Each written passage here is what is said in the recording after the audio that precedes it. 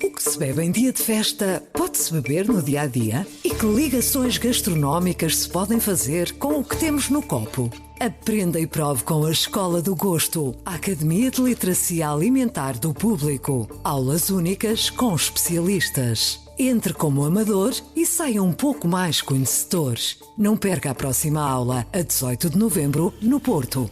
Os lugares são limitados. Inscreva-se já em público.pt. Muito obrigado, Sr. Presidente. Muito obrigado, Sra. Deputada Susana Amador. Estamos no debate quinzenal do dia 22 de fevereiro. A reforma do Estado para nós não é uma folha de PowerPoint. É um pilar fundamental do nosso Programa Nacional de Reformas. A intervenção é do Primeiro-Ministro. Mas há um terceiro eixo absolutamente essencial, que é a pedra angular da reforma do Estado e que tem a ver com a descentralização. A Sra. Deputada sabe bem como as autarquias locais têm um papel fundamental para melhorar a eficiência do Estado. Falamos de descentralização. O que é, o que implica, como vai ser feita e como já está a ser aplicada. Tudo para ouvir neste episódio. Déficit inferior 10%, 2,5%, para 2,7%. 0,8%. 3%. Vejam lá. Below zero. Who ever heard of this? Falemos português. Inevitáveis medidas adicionais. As taxas de juros dispararam em todos os prazos. Não podemos pagar. Em política, os números que contam estão na vida das pessoas. Isto tem que ser casinha dos pais, não há qualquer tipo de possibilidade. Peço desculpa, mas são muitos números. Portugal! Este é o Poder Público, um podcast de política. Esta semana falamos de descentralização. Antes de sairmos à rua, precisamos de perceber o que é, afinal, a descentralização. Fomos à procura de quem estuda o assunto. Filipe Teles é professor na Universidade de Aveiro. Está a chamar.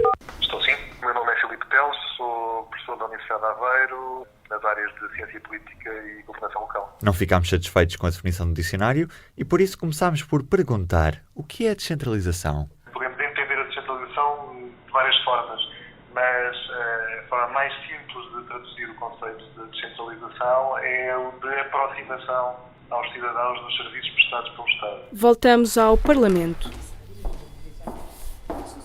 Duas visões diferentes. Que, no fundo, não são assim tão diferentes. PS e PSD, Susana Amador e Berta Cabral. Não podemos confundir descentralização com desresponsabilização. Aliás, este governo tem dado sinais claros e inequívocos que está a reforçar o Estado Social. E aquilo que queremos é que esse Estado de bem-estar possa ser mais eficaz, mais eficiente e mais próximo. Não há desresponsabilização, antes pelo contrário, haverá mais fiscalização até. Ouvimos a deputada Susana Amador. Deputada do Partido Socialista, é vice-presidente do Grupo Parlamentar do PS para a área do Poder Local. Umas quantas portas ao lado está a sala do Grupo Parlamentar do PSD. É lá que nos encontramos com a deputada Berta Cabral. Berta Cabral, vice-presidente do Grupo Parlamentar do PSD. O processo de descentralização é muito antigo e a verdade é que não avançou por esbarrar sempre na falta de recursos financeiros, normalmente. Berta Cabral é, nesta altura, responsável pela pasta da descentralização na bancada social-democrata. Susana Amador tem as mesmas responsabilidades, mas na bancada socialista. Se há intenção de mudar a lei, é porque há vantagens. Vamos saber a opinião das duas deputadas. Sempre que entregamos competências ao poder local, o poder local fez com mais eficácia e eficiência, até porque é um poder mais escrutinado, mais fiscalizado. No fundo, a grande vantagem da descentralização é servir melhor as pessoas, os seus direitos, os seus interesses. Acho que é essa a aspiração máxima da política. Dois tipos de vantagens. Desde logo para os próprios cidadãos, porque a proximidade e o conhecimento das situações e dos problemas concretos das pessoas é mais fácil quando se conhecem os problemas de perto. Outras vantagens são do ponto de vista da otimização de recursos, porque obviamente que o poder mais próximo consegue desempenhar as mesmas tarefas com menos recursos, exatamente devido à sua proximidade e à capacidade que tem para resolver um problema antes que ele se torne maior. O Governo aprovou em Conselho de Ministros, em fevereiro deste ano, a proposta de descentralização para as autarquias. O objetivo é tornar o Estado menos pesado e dar mais competências a quem está mais próximo da população. O PSD propôs uma iniciativa semelhante no Parlamento e, apesar das visões políticas que separam sociais-democratas e socialistas, não há grandes diferenças no que toca a esta proposta, o que pode levar a crer que vai haver consenso neste tema. Já ficamos a conhecer ao certo as áreas que serão descentralizadas, mas não terá este processo desvantagens? Na minha opinião, eu não vejo nenhuma desvantagem. O que verifico é que é um processo muito complexo, porque estamos a falar de uma reforma muito profunda. E desde que as autarquias recebam os adequados meios financeiros, humanos e patrimoniais para que tudo possa correr bem, estou convencida que temos tudo para que possa correr bem. Agora tem que ser um processo de convergência e de consenso de todos os partidos. Isso é fundamental. Desde que o processo seja feito com inteligência, com responsabilidade, envolvendo os autarcas, atribuindo-lhes os meios financeiros, meios humanos e materiais necessários ao exercício das novas competências, não há desvantagens. A desvantagem só pode vir de uma descentralização incorreta, de uma descentralização que não corresponde àquilo que são as necessidades das pessoas e das autarquias. O Governo quer transferir responsabilidades para as autarquias em várias áreas, do ensino à saúde, passando pela ação social e património. Estas são algumas das competências que as câmaras vão passar a ter se a lei for aprovada. As câmaras vão ficar responsáveis pela contratação do pessoal não docente e passam a gerir a manutenção e construção dos equipamentos de ensino. Vão poder construir e gerir centros de saúde. Ficam com mais competências de ação social, especialmente no combate à pobreza. Na área do património, passam a proceder à avaliação e reavaliação de imóveis. A gestão das áreas portuárias também fica a cargo das câmaras. Além disso, passam a fiscalizar as infrações nas praias e na orla costeira. Também as juntas de freguesia e as comunidades intermunicipais vão ganhar novas competências. Mais competências, mais responsabilidades. Terão as autarquias capacidade para assegurar tudo isto? Autarquias que têm capacidade para uma descentralização até maior do que esta que se vai operar ou que nós propomos que se opere. Há outras que, seguramente com os meios que lhes vão ser atribuídos, quer financeiros, quer materiais, não têm qualquer dificuldade em cumprir essa missão. Haverá outras que podem ter mais dificuldade, por isso mesmo também é que se prevê que se possa transferir para as comunidades intermunicipais algumas dessas transferências. Vamos a exemplos. Por exemplo, uma escola que sirva mais do que um concelho, ou um centro de saúde, que é até o mais normal, que sirva mais do que um concelho. Não faz sentido passar a competência para um concelho, faz sentido passar para a comunidade intermunicipal. É tudo uma questão de equilíbrio, mas normalmente existem melhores resultados quanto mais descentralizado for o país. Quem o diz é o professor Filipe Teles. Não se pode governar problemas que têm escalas superiores às freguesias através das freguesias. Também não se pode governar bem problemas de proximidade à escala nacional. Portanto, há aqui um equilíbrio, há um modelo de governação. Há, de facto, serviços que podem ser melhor prestados ao nível das freguesias do que ao nível, por exemplo, dos municípios.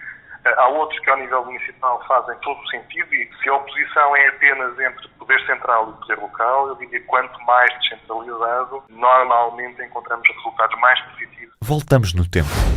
Estávamos a 8 de novembro de 1998. O país foi a votos num referendo que perguntava aos portugueses: regionalizar, sim ou não? O sim atinge os 36,4% e o não vence largamente com 63,6%. A abstenção é de 51,7%.